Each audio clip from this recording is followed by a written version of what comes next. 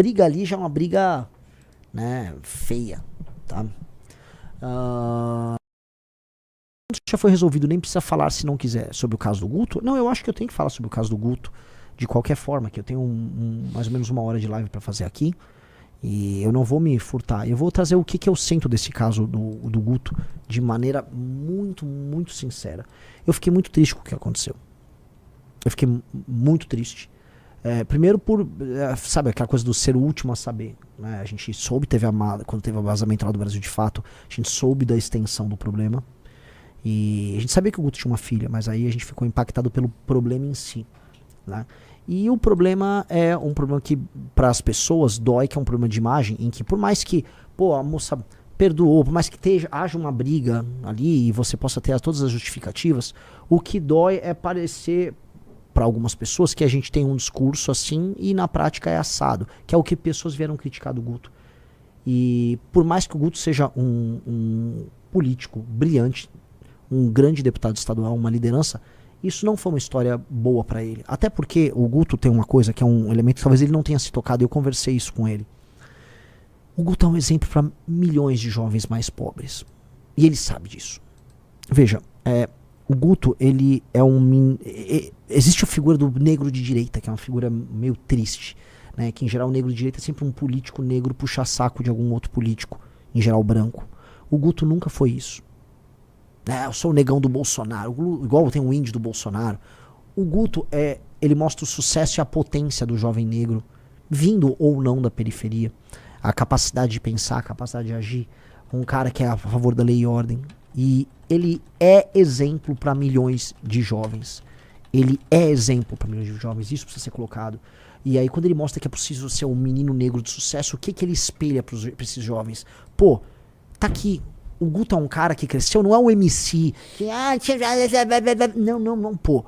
É um cara estudioso, debate com qualquer um, se posiciona bem sobre qualquer tema, é altamente eficiente naquilo que ele faz.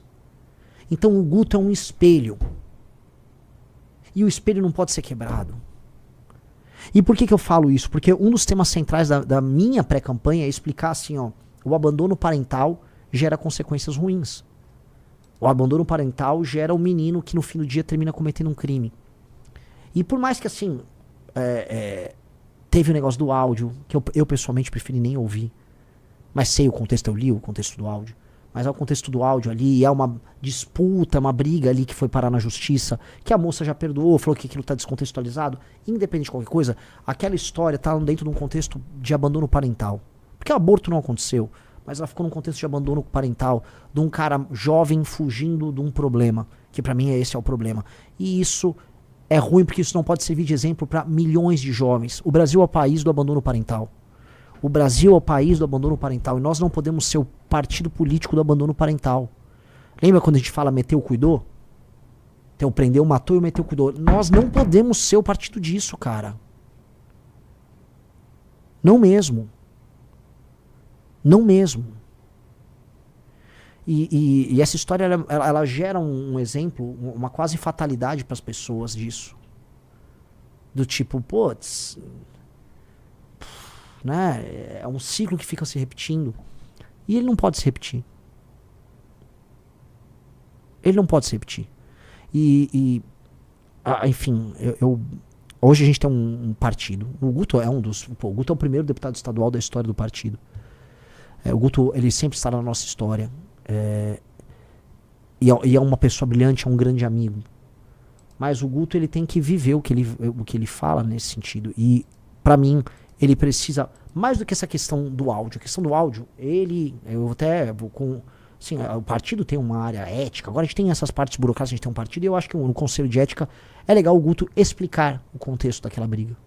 Até porque o tema do combate ao aborto é um tema que ele é cláusula pétrea dentro do partido, a gente não vai discutir, não é nem tema de discussão. Muita gente fala, não, mas é espectro, é a favor do aborto, fulano de... Pode falar o que quiser, a posição do partido não é essa, a posição do partido é favorável à manutenção da legislação atual e ponto. Isso é ponto pacífico na instituição. A questão toda não é essa.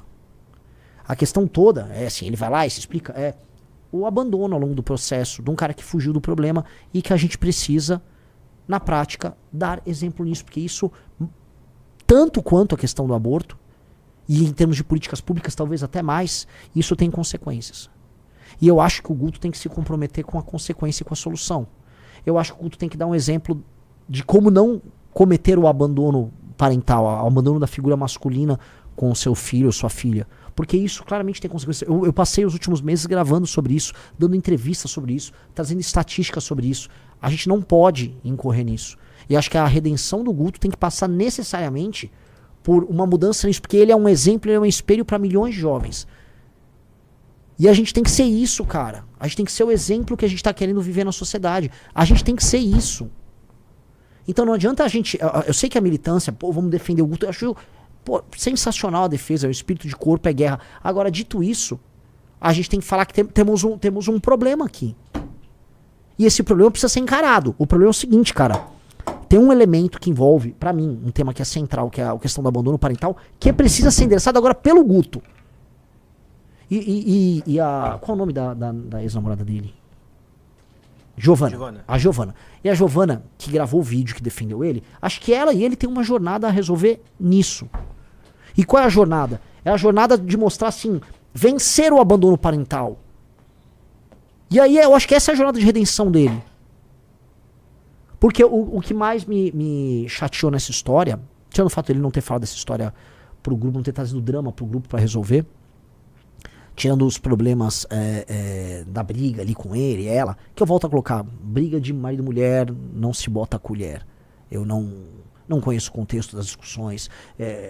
Tem um áudio dele que foi colocado ali, tem um contexto deles ali, por mais que o áudio seja altamente reprovável, eu não vou me imiscuir nisso. Agora tem a imagem pública do Guto e o que ele representa para milhões de jovens. Vocês me desculpam, mas a solução para o problema do Brasil passa em eliminar o abandono parental e passa a existir uma postura mais séria e mais próxima do homem com seu filho, às vezes quando o filho até é indesejado. Então, ele precisa responder isso. Este tema precisa ser resolvido. Então, assim, as pessoas nossas, internas, precisam sentir que o Guto vai endereçar esse tema. Porque esse tema é um tema fundamental para o nosso partido. Esse tema é fundamental não só para a nossa comunidade. O MBL, no fundo, é uma comunidade de amigos que sofre junto, que vence junto, que perde junto. E agora está na hora do Guto, que foi defendido muito pela galera, apresentar para o público essa redenção. E não uma redenção de marketing. Eu tô cagando para marketing aqui. Isso aqui a gente tem que viver um discurso que é essencial pra gente. Esse discurso é essencial pra gente. Porque é sobre mudar um problema concreto do Brasil. De resto, sites de extrema esquerda, aquela gente canalha, Nandos Moura, essa galera tá cagando pra criança, tá cagando pra qualquer assunto. Essa galera se alia até contra o capeta pra tentar destruir. Isso não é nem mais sobre o Guto. Isso, no fundo, é uma tentativa de me atingir. E essas pessoas só estão fazendo isso porque na última semana eu subi nas pesquisas. Ponto. Porque se fosse falar de maneira fria, essas pessoas iam usar isso na época da eleição contra o Guto. Elas iam bater no Guto no período da eleição. É porque eu subi agora nas pesquisas, bateu um pânico, os caras pegaram uma caixinha e saíram usando o que eles podiam usar pra nos atacar. E eles, tirando essa história que é uma história desabonadora, eles só tinham isso. Agora, o que eu quero do Guto? Tô falando isso, eu já falei com ele em particular, tô falando isso agora como uma das lideranças do Partido Missão. Cara, nós temos que viver aquilo que nós falamos. E isso passa nessa questão do abandono parental, que é o que gera a menina que não tem amor próprio e que acaba se relacionando mal ao longo da vida e que gera um menino que vai parar na mão do crime. Boa parte dos problemas sociais que nós temos, ele não pode continuar esse ciclo, ele tem que interromper esse ciclo, ele tem que ser, olha, eu sou um elemento que interrompe o ciclo, porque aí ele se torna o exemplo, e às vezes isso pode ser a parte bonita dessa história, ele se torna um exemplo para milhões de homens jovens, negros ou pardos ou brancos, mas especialmente homens jovens mais pobres, que praticam esse abandono. E é isso, cara.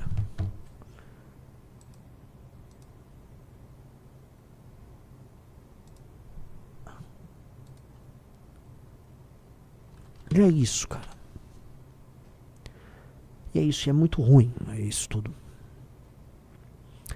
E não tô aqui... eu tô provavelmente cansado com outras coisas, cansado com pré-campanha. Cansado, sabe, nossa, cara, faltam meses ainda e se ganhar a eleição, é esse ritmo na presidência da República. É saber assim, agora eu entendo porque as pessoas envelhecem tanto. E, sabe, o cara faz um mandato, ele sai igual o Lorde Palpatine, sabe? Que fica todo podre por dentro. Lógico, cara. Agora eu entendi. Você passa até a respeitar teus inimigos. Porque você tem que ter uma força psíquica, uma força moral muito forte. Mas é difícil, cara. É bem difícil. É bem difícil. Né? Né? E é assim. Renan, tem um cara que falou, Renan, o peso sobre seu. Cara, minha obrigação. É minha obrigação. Se eu vencer as eleições presidenciais, eu vou ter que lidar com questões muito maiores do que essa. Isso aqui é sobre um ataque político e sobre uma postura inadequada de uma liderança política que é inspiradora. E que é inspiradora. O Guto, e eu volto a falar, a questão do Guto é, quando o áudio do Arthur rolou, o áudio do Arthur, o que eu acho, cara? Eu nunca falei, tô fazendo meio que um desabafo aqui, né? Faça. Pode fazer. Quando o áudio do Arthur rolou, o Arthur era um cara que ele era para muitas pessoas um exemplo de uma pessoa perfeita. O Arthur era um role model para muita gente. Ele era um cara que ele era forte, amigo, leal, esperto, inteligente, era o deputado mais econômico, decissionava tudo de errado. Aí, quando saiu o áudio, os inimigos se refastelaram porque estava num contexto de guerra, estava no meio do carnaval, então as pessoas estavam meio desocupadas e podiam ficar rodando. O áudio em si, ele era bizarro, ele era engraçado, ele soava até perverso na piada, né? Mas para algumas pessoas, por um período de tempo, a imagem que elas tinham do Arthur, desse super cara, ela quebrou, porque havia uma outra pessoa por trás do Arthur.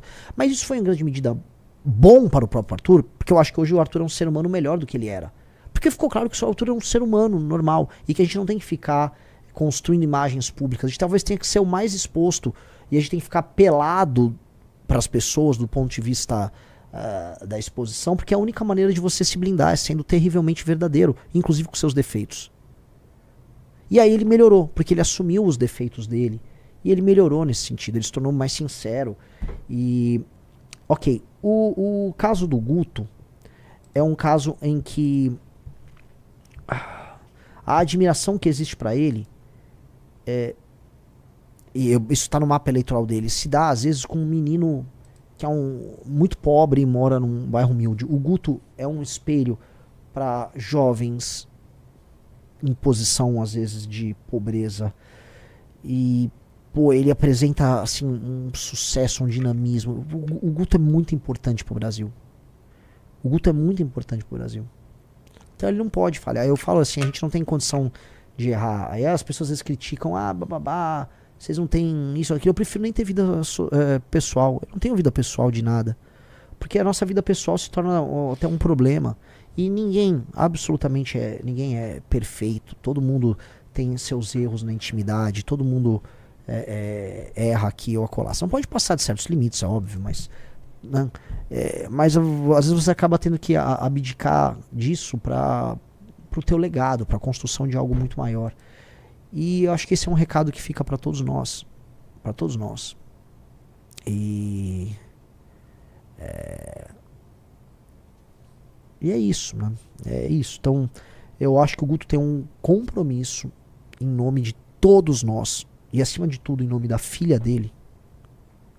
Vou começar pela filha dele, de reverter esse ciclo. Todos os lugares que eu vou, eu falo dessa questão do abandono parental, e a gente tem esse diagnóstico. A gente não pode ser o diagnóstico.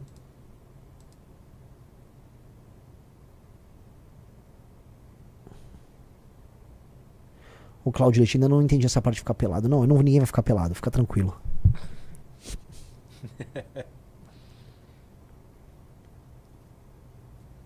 Entendeu? É isso, assim. E o Guto, ele tem este... não é nenhum preço a pagar, ele tem uma jornada a fazer. Porque eu vou falar pra vocês, cara. Se o Guto não souber fazer essa jornada, eu não vou querer trabalhar mais com o Guto. Se o Guto não souber fazer essa jornada de ser esse exemplo, eu não vou ficar confortável. Ninguém vai ficar confortável.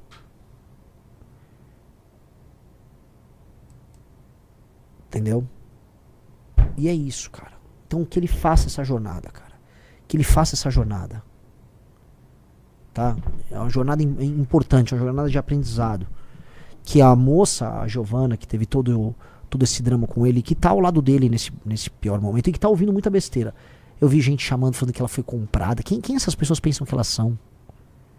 Quem essas pessoas pensam que elas são? Você viu o vídeo dela, que foi postado no Guto? Não.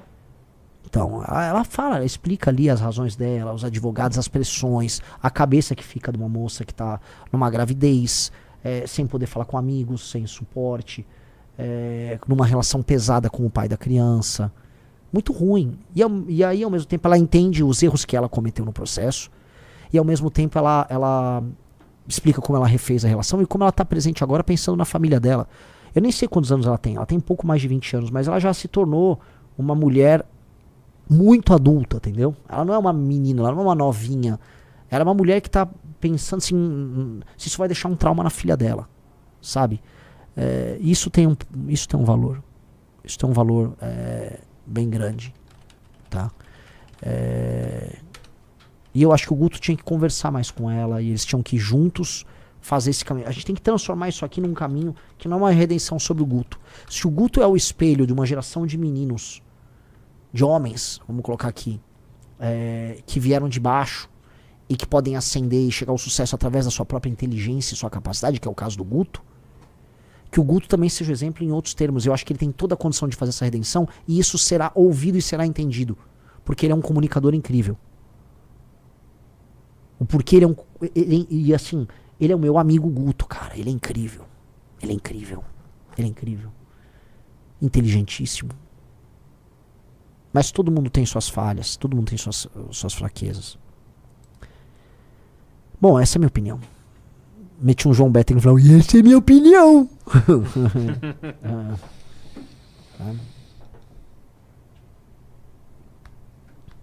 É isso aí.